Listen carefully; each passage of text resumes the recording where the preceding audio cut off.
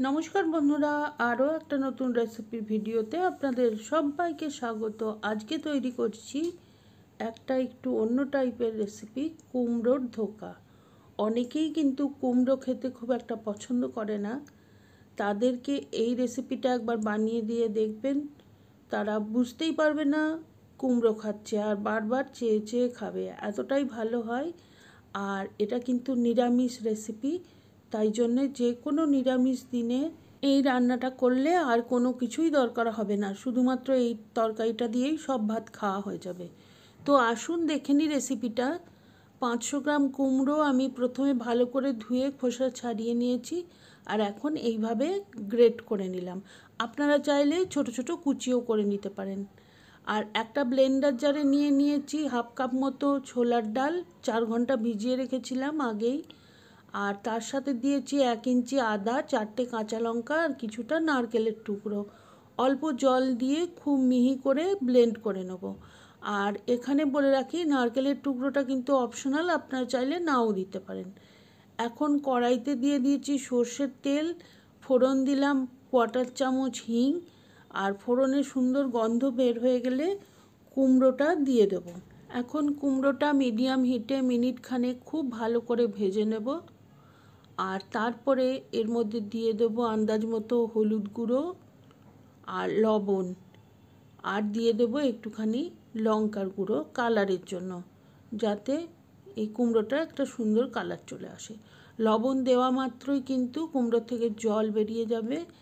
আর এই মিনিট খানেক ভাজতে ভাজতেই কুমড়োটা বেশ কিছুটা নরম হয়ে গেছে দেখুন, আর পরিমাণেও অনেকটা কমে গেছে। এখন দিয়ে দিচ্ছি ডাল বাটাটা, আর ডাল বাটা দিয়ে এখন কুমড়োর সাথে মিশিয়ে খুব ভালো করে আরও মিনিট 2 ভেজে নেব। আর আঁচটা কিন্তু লোতে করে দেব, আর সমানেই নাড়াচাড়া করতে হবে যাতে এই মিশ্রণটা কড়াইয়ের তলায় লেগে না যায়। আর একটা সময় দেখবেন ধীরে ধীরে এটা ডোয়ের মতো হয়ে যাচ্ছে আর কড়াই থেকে উঠে আসছে। দিয়ে দিলাম 1 চা চামচ মতো ভাজা জিরের গুঁড়ো। সব কিছু খুব ভালো করে মিশিয়ে নিচ্ছি, আর একটা সময়ে দেখবেন এই মিশ্রণটা পুরো একটা এইরকম হয়ে গেছে, কড়াই থেকে উঠে উঠে আসছে। তো তখন আমরা গ্যাসটা অফ করে দেব। আমাদের মিশ্রণটা তৈরি, ধোকা তৈরি হওয়ার জন্য। একটা থালায় সর্ষের তেল লাগিয়ে নিয়েছি, তার মধ্যে এই মিশ্রণটা পুরোটাই দিয়ে দিলাম।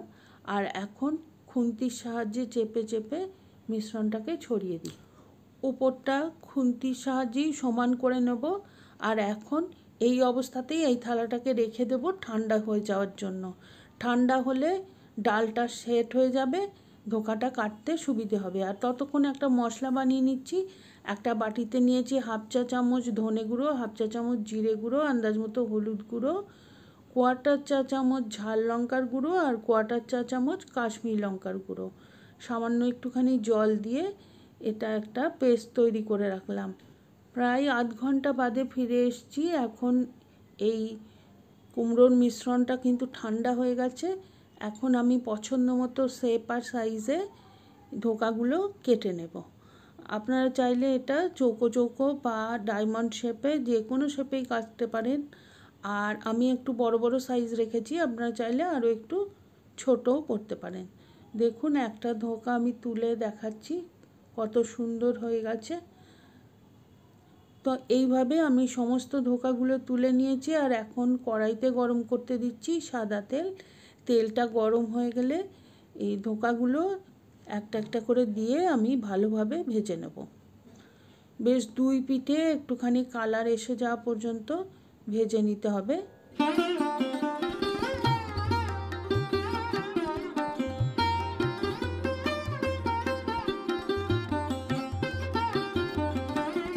সমস্ত ধোকা আমার ভেজে নেওয়া হয়ে গেছে। এখন অন্য একটা কড়াইতে দিয়ে দিচ্ছি একটু সর্ষের তেল, ফোড়নে দিচ্ছি 2টো শুকনো লঙ্কা, 4টে এলাচ, একটা তেজপাতা। আর ফোড়নের সুগন্ধ বেরিয়ে গেলে আমি এর মধ্যে দিয়ে দেব কেটে রাখা আলু।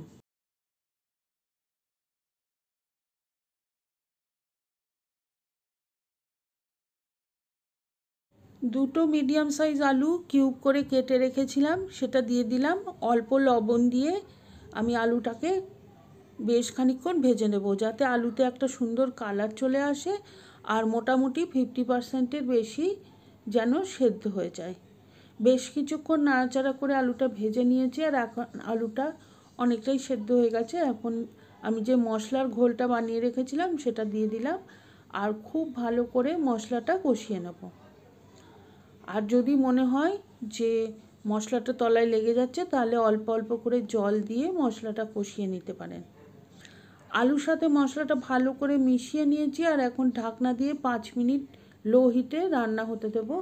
আর 5 মিনিট বাদে ঢাকনা খুলেছি, মশলাটা খুব ভালো করে কষানো হয়ে গেছে। এখন দিয়ে দিলাম কিছুটা গরম জল, আর গরম জল যেহেতু সঙ্গে সঙ্গেই প্রায় ফুটতে আরম্ভ করেছে, এখন ভেজে রাখা ধোকাগুলো দিয়ে দিলাম, আর এই ঝোলের সাথে খুব ভালো করে ফুটিয়ে নেব। একটুখানি নাড়াচাড়া করে দিচ্ছি, আর 2 মিনিট ফুটিয়ে নিলেই কিন্তু ধোকাগুলো যথেষ্ট পরিমাণে রসালো হয়ে উঠবে। দিয়ে দিয়েছি আন্দাজ মতো চিনি, হাফ চা চামচ মতো গরম মশলার গুঁড়ো, আর 1 চা চামচ ঘি। সব কিছু দিয়ে ভালো করে মিশিয়ে নিয়ে আমি গ্যাসটা অফ করে ঢাকনা দিয়ে কিছুক্ষণ স্ট্যান্ডিং টাইম দেব, যাতে মশলার সমস্ত সুগন্ধ ভালোভাবে তরকারির মধ্যে চলে আসে, আর তারপরে পরিবেশন করব। আপনারা বাড়িতে অবশ্যই একবার এইভাবে কুমড়োর তরকারিটা বানিয়ে দেখবেন। কমেন্ট করে জানাবেন কেমন লাগলো রেসিপি।